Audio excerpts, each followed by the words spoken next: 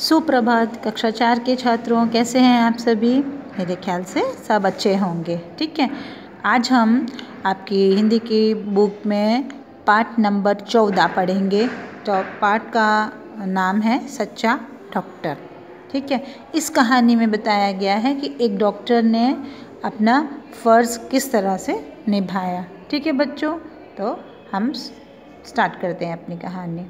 सुंदरवन के डॉक्टर टिंकू खरगोश अपने दवाखाने में मरीजों से घिरे बैठे थे। सुंदरवन में डॉक्टर टिंकू खरगोश, एक डॉक्टर कौन बना है यहाँ पे? खरगोश बना हुआ है। देखो दवाखाना मतलब हॉस्पिटल। घिरे बैठे थे। अचानक एक हिरन लड़खड़ाते हुए वहाँ आया और उनके सामने गिर पड़ा। हिरन की टांग पर गहरे घाव थे।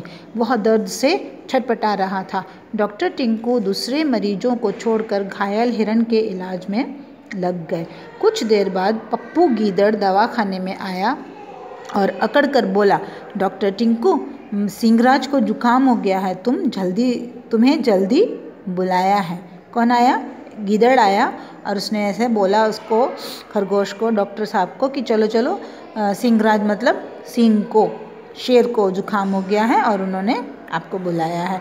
डॉक्टर टिंकू प्यार से बोले, गप्पू, इस हिरन के प्राण संकट में हैं, मैं इसे ऐसी हालत में छोड़कर नहीं जा सकता। सिंहराज की बीमारी मामूली है, उनको यहीं भेज दो। प्राण संकट में है मतलब वो बहुत ही ज़्यादा घायल है और ऐसा है कि अगर उसे समय पर इलाज ना मिला तो बेचारा मर भी सकता है ना। उसने ऐसा बोला। गप्पू गीदड़ बिगड़ कर बोला, सिंहराज और इस मामूली हिरन की क्या बराबरी? इसके लिए तुम सिंहराज की बात नहीं मानोगे? मेरे लिए तो सब बराबर हैं। जो अधिक बीमार है उसे पहले देखूंगा। डॉक्टर टिंकू ने साफ जवाब दिया। गप्पू सिंहराज का सेवक था और इधर की बात उधर करने में उस्ताद। वह पैर पटकता हुआ वहाँ से चला गया।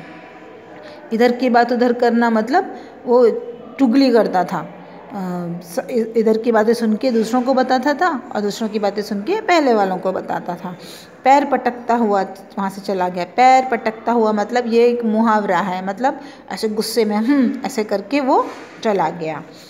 फिर देखो आगे बच्चों, गप्पू सिंहराज के पास गया और भड़काते हुए बोला। तो वो जो वहाँ से ये गप्पू गीदड़ था वो शेर के पास गया। शेर तो जंगल का राजा होता है ना। उनको भड़काते हुए बोला कि महाराज, टिंकू खरगोश आपको कुछ नहीं समझता। उसने आपका अपमान किया और यहाँ आने से भी इनकार कर दिया। यह सुनकर सिंहराज आग बबूला हो उठे और गरज कर बोले, चलो मैं अभी उसकी खबर लेता हूँ। आग बबूला होना, ये देखो मुहावरा है, इसमें बहुत सारे मुहावरे आए हैं, मैंने आपको कराया। देखो ना, आग बबूला हो उठना मतलब बहुत अत्यधिक गुस्सा हो जाना। गप्पू को साथ लेकर सिंहराज डॉक्टर टिंकू के दवाखाने में जा पहुँचे। उनके क्रोध को देखकर वहाँ सन्नाटा छा गया। सन्नाटा छा गया, ये भी मुहावरा है। सन्नाटा छाना मतलब एकदम शांति हो गई, सब लोग एकदम से डर के मारे शांत हो गए, क्योंकि शेर और ऊपर से जंगल का तो शेर राजा होता है ना। वहाँ पर बैठे सभी मरीज डर से थर थर काँपने लगे। डर के मारे थर थर काँपना, यह भी मुहावरा है। ठीक है। सिंहराज ने रपट कर पूछा, क्यों टिंकू, तुमने मेरे आदेश का पालन क्यों नहीं किया? डॉक्टर टिंकू ने विनम्रता से कहा, महाराज, पहले आप अपना हाल बताकर दवा ले लीजिए, फिर कारण भी बता दूंगा। सिंहराज यह तय करके आए थे कि डॉक्टर टिंकू का काम तमाम कर देंगे। फिर उसने सोचा, पहले दवा ले लूं, फिर इससे निपटूंगा। डॉक्टर टिंकू ने पहले सिंहराज की जांच की, उन्हें दवा पिलाई और बोले, महाराज, आप कुछ समय यहीं आराम करें, तब तक मैं इन मरीजों को देख लूँ। उसके बाद आप मुझे जो चाहे सजा दे सकते हैं। डॉक्टर टिंकू की दवा इतनी अच्छी थी कि कुछ ही समय में सिंहराज को आराम मिल गया, है ना। उनका क्रोध भी जाता रहा। गप्पू मन ही मन बेचैन हो रहा था। वो सोच रहा था कि अरे बाप रे, मैंने चुगली की, फिर भी कुछ नहीं हुआ। सिंहराज टिंकू को सजा देने में इतनी देर क्यों कर रहे हैं? मरीजों से छुट्टी पाकर डॉक्टर टिंकू सिंहराज के पास आए। उनका हाल चाल पूछते हुए बोले, वनराज, मैं डॉक्टर हूँ, मेरे लिए राजा और प्रजा बराबर है। बिना किसी भेदभाव के सबकी सेवा और इलाज करना मेरा फ़र्ज़ है। आप देख रहे हैं कि इस हिरन की हालत बहुत ख़राब है। यदि इसे छोड़कर मैं आपको देखने के लिए जाता तो यह जीवित न बचता। एक डॉक्टर होने के नाते मैंने अपने कर्तव्य का पालन किया है। यदि ऐसा करना अपराध है तो आप मुझे सज़ा ज़रूर दें।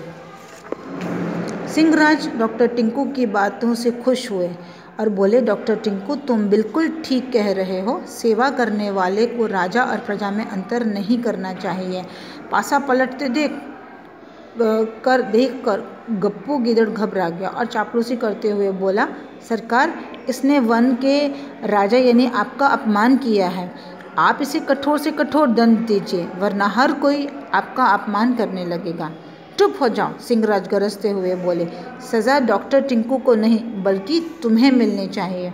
तुम बातों को बढ़ा चढ़ा कर बोलते हो। देखो ये भी मुहावरा है, बढ़ा चढ़ा कर बोलना मतलब ज़रूरत से ज़्यादा बोलना। जो बात है नहीं उसको और उसमें और न्यू बातें ऐड करके बोलना। तुम्हारी बातों में आकर मैं बेकसूर टिंकू को सज़ा दे देता। ये आप क्या कह रहे हैं महाराज? गप्पू गिड़गिड़ाने लगा। हुजूर मैं तो आपका वफादार सेवक हूँ। तुम सेवक नहीं बल्कि चापलूस हो। सिंहराज गुस्से में बोले, तुमने डॉक्टर टिंकू पर झूठा आरोप लगाया, तुम्हें इसकी सज़ा ज़रूर मिलेगी। आज से तुम इस दवाखाने में डॉक्टर टिंकू की मदद करोगे। वहाँ बैठे सभी मरीज सिंहराज की जय जयकार करने लगे।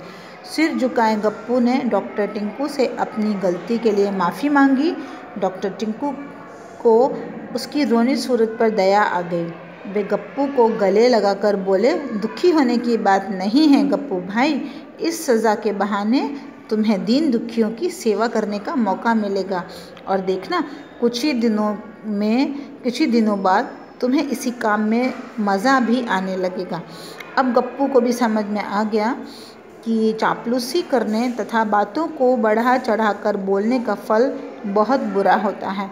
उसने तय किया कि अब वह कभी चापलूसी नहीं करेगा और किसी का भी बुरा नहीं चाहेगा। है ना बच्चों? अच्छी स्टोरी थी ना?